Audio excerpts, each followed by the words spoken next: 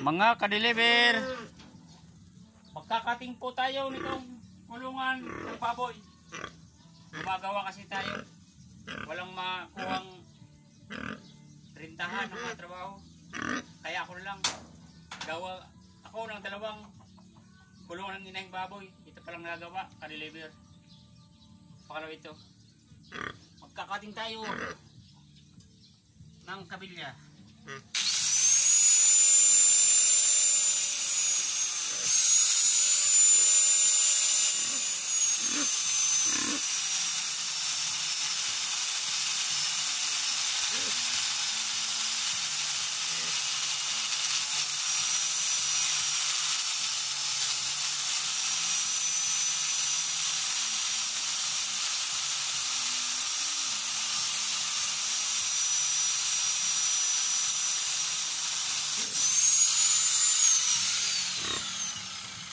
Ka-deliver.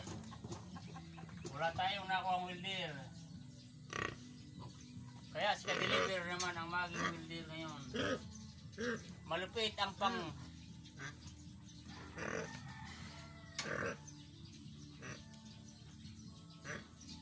i-welding natin. Daragdag tayo ng inahing baboy habang nagpapadala si Lord Imita.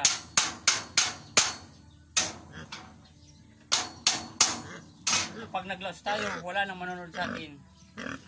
Mga ka-deliver.